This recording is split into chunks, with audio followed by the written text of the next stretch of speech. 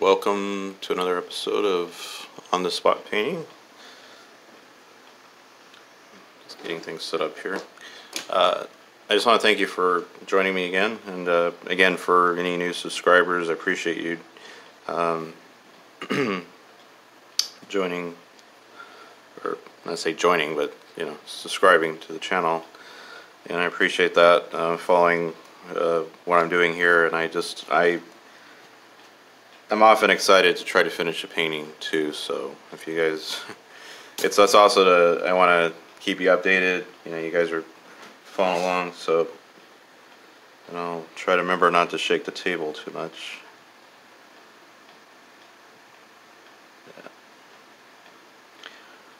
Did do a little bit, if you notice, but I mean it's very, nothing really spectacular, nothing really major.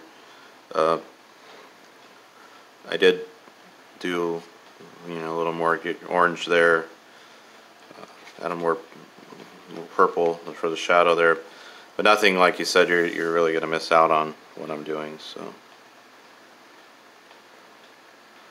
what I'm trying to do here is I still want to keep it very light color, and I want to keep that I just want to have a very kind of reflected. So I'm taking a very light touch of blue and then just pulling it over here like that. So it gives that kind of that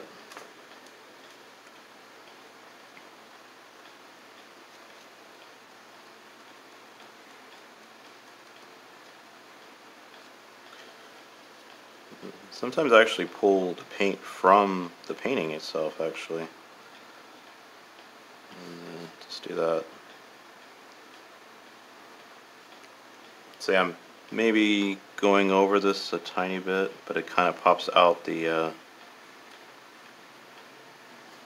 makes certain things that I did before stand out a little more. So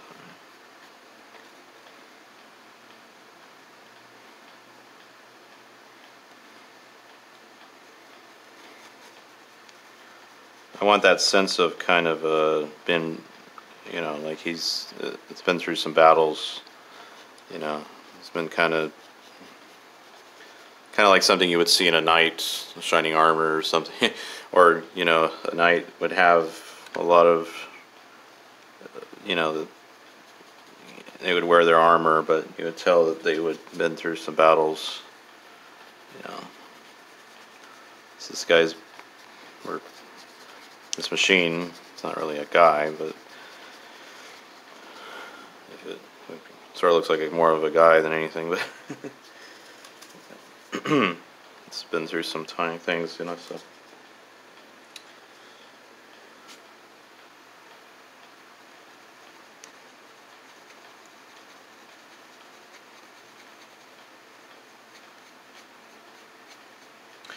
And by the way,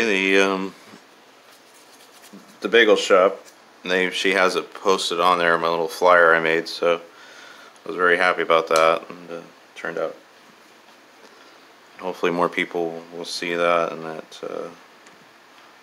if you do see the descriptions on there, I do advertise, I kind of advertise or give a little bit of promo to that shop there, so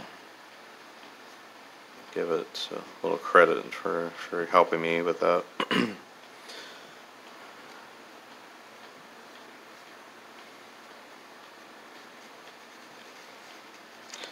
Sometimes I really don't know what direction these robots are going to go in, so I just don't really, you kind of have an idea. So right here, this is where it's going to be kind of cropped off, so I'm not really going to have his other part of his arm, which is going to look kind of weird, but like I said, that's part, you got to have a little, on the sides, you want to make sure when if you, to frame it or mat it, you want to make sure you have enough separation there, otherwise you're going to go over certain areas. So I'm not really having his arm there. Maybe I'll have I feel like I should have something there, obviously, because this does have an arm there, so we'll figure that out later. So, or I'll figure it out. So anyway, So I'm adding a little shadow here, just so that I'm, see this part's kind of in the overlapping, and then this kind of goes in a little bit. I may have been a little bit too much color, too dark, but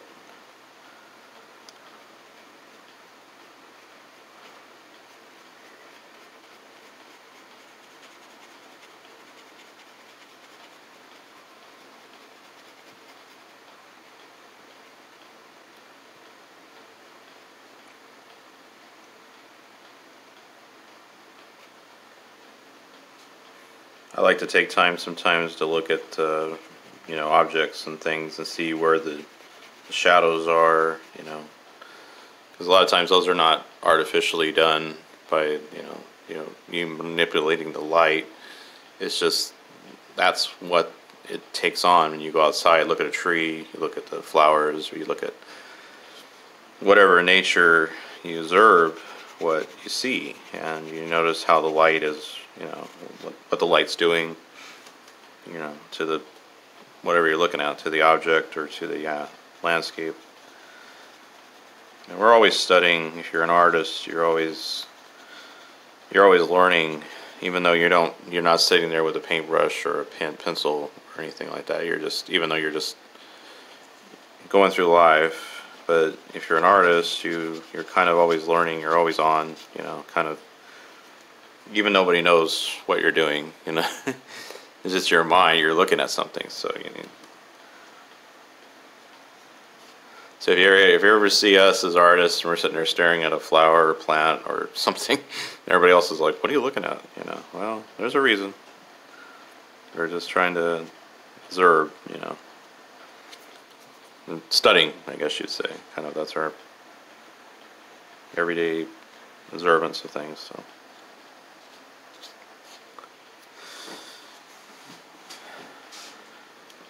See, like I said, when I do these images before, I don't really talk about what I'm doing. So there isn't really any direction I go in. Like I'm say, this is the pattern I'm going to do, and then this is the way it's going to turn out. Because they all kind of turn out a little bit differently. So.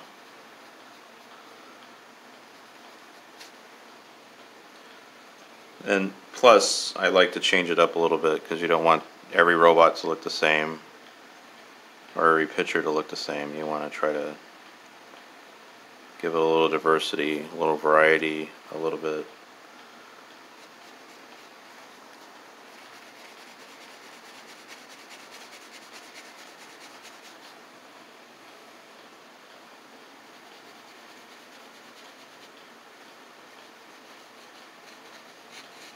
And remember, I'm trying to keep the light of the paper going on here.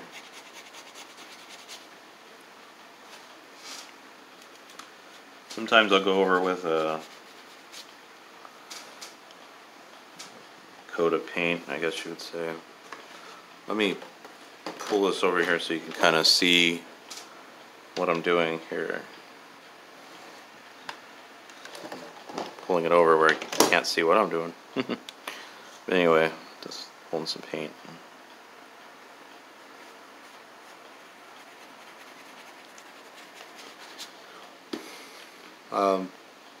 To understand what, if you're an artist, you understand these things, that you have to do a lot of prepping, or you have to do the mundane things to get to the exciting things. If you're an artist, you understand what I mean, because I'm always anxious to get to the textures and details. That's the funnest part. I really, you know, but you have to go through, you know, the processes first to get to that details, you know.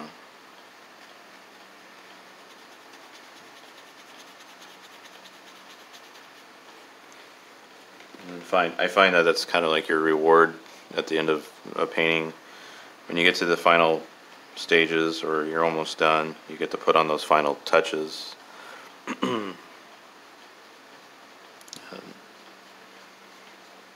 It's where they kind of stand out in your picture, whatever you want to do, and that's what gives your painting the.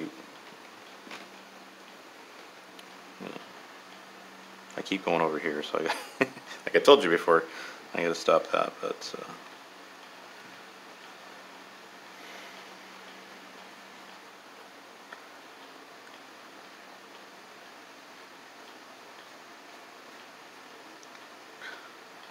sometimes I really don't have any direction when I'm going with the robots exactly, unless I have something already drawn out, and I'm working from a lot of times if you're doing commission works or something like that, you're doing something for somebody, you want to make sure you're very precise because the client wants it done a certain way, and you want to make sure you have it. But in this case, there's nobody here, saying this is the way it needs to be. It's basically you're the one who makes the decision. So I kind of make these decisions based on how these lines, let's say what direction I'm doing this, what I do here will kind of reflect what I do over here. What I do here will sort of, because it's, you want to sort of have it similar to what you're doing. You don't want to make it look totally different on this side of the arm or the body, because the robot's going to have some sort of, uniformity in the way it's going to look. Unless you're going for unless I was going for a painting that just had different pieces put together, and that might be very interesting too. Try to do something like that too, but obviously, and then trying to figure out the storyline between this. How are the machines made? Or I don't really go into that detail yet. I don't honestly. It's something that's evolving.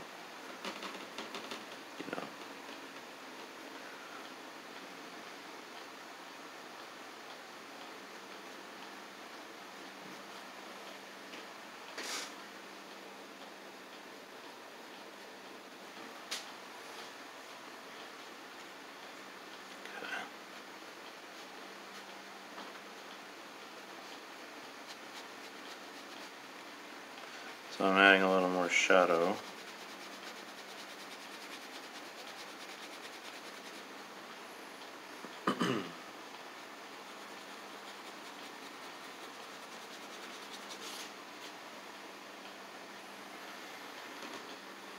And again, this is all really a process of, just working it out.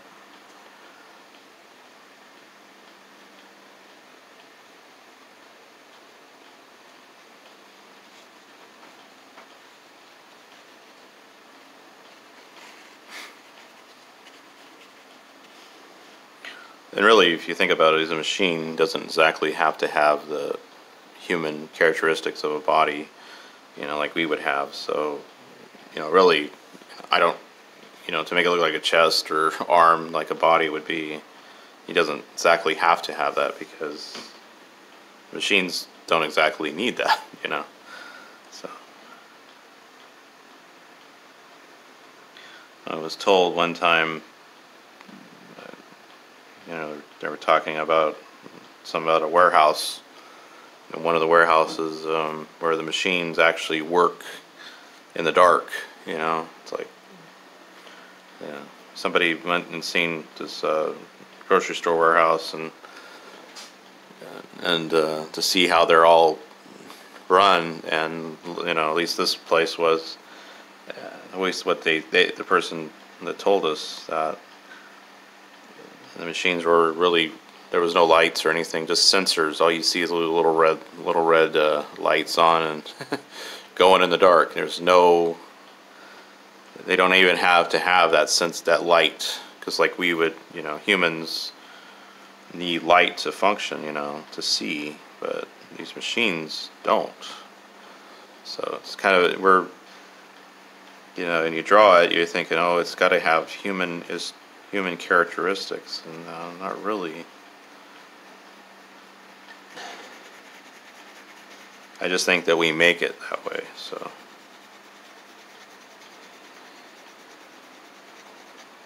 because they function without having a body, I guess, and program. I'm not into this stuff, but I'm just saying what I know and what I observed, you know. So I'm sure a lot of you guys could tell me what's up with that, but I'm just saying that's, you know, I'm saying when you're drawing these things or you're doing something out of your head, you feel like, oh, it's going to have to look like this, it has to look like that. Well, not really. It could look pretty much the way, you know. But for the sake of design, for the sake of art, for the sake of creativity, I like to make it, it looks kind of cool, or whatever. You want to have a nice body. You have to have the body, the robot's going to have to have a shape to it, you know, so. Because otherwise it's just going to go, like, people are going to go look at it and go, what happened here? Why didn't it not get finished or something? So that's what I'm.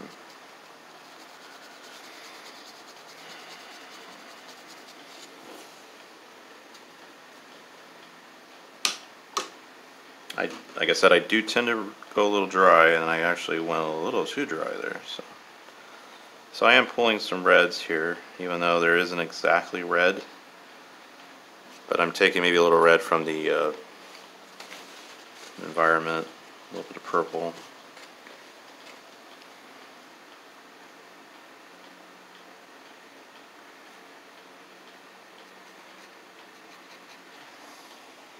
And it kind of gives it a cool effect.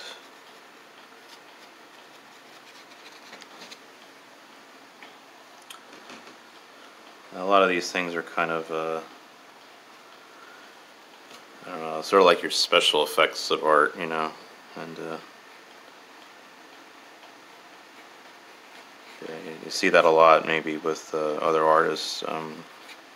There's a lot of other artists, and it's so amazing how you can just look on, you know, YouTube and just see the artists that are just out there amazing. It's just like, I applaud them so much for doing that, what they're doing.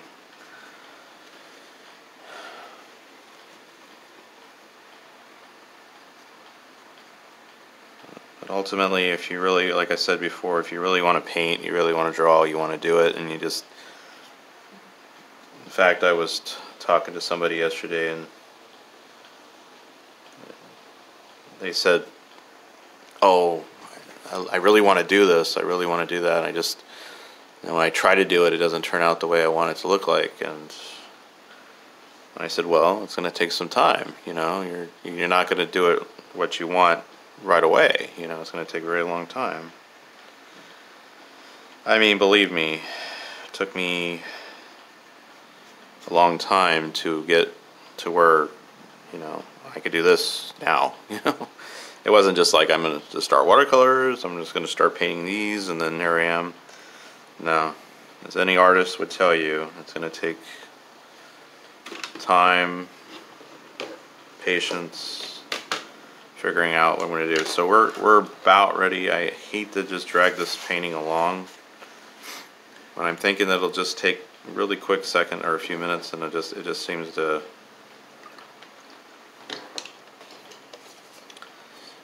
A few little touches I'm going to do here is I feel like I'm just need a little bit more yellow. I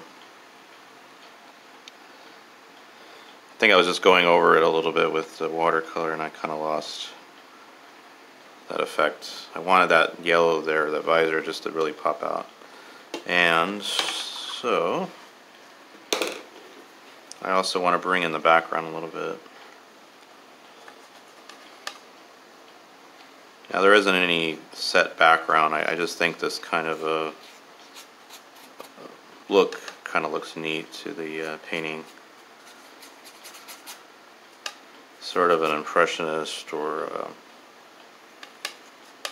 more for dramatics, I guess you would say.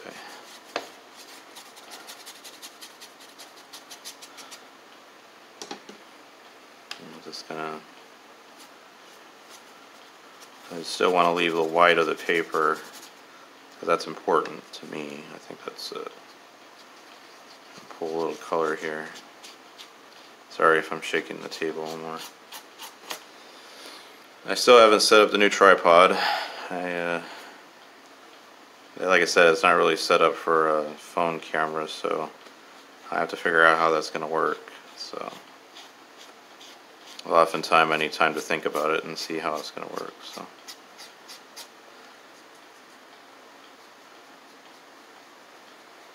Well, I could pay here for hours, to be honest, and I would, but all right. I think we're getting there. Thank you for joining me again. I just want to say thank you again. I noticed that people are viewing these my videos, and I really appreciate it. I just want to say thank you for joining me today and just following along. It is a process, when you watch time-lapse videos, you got to realize that takes time, and it's often sped up, and then whatever period of time you're actually watching it, that could have took about 20 minutes to do, whatever they're doing.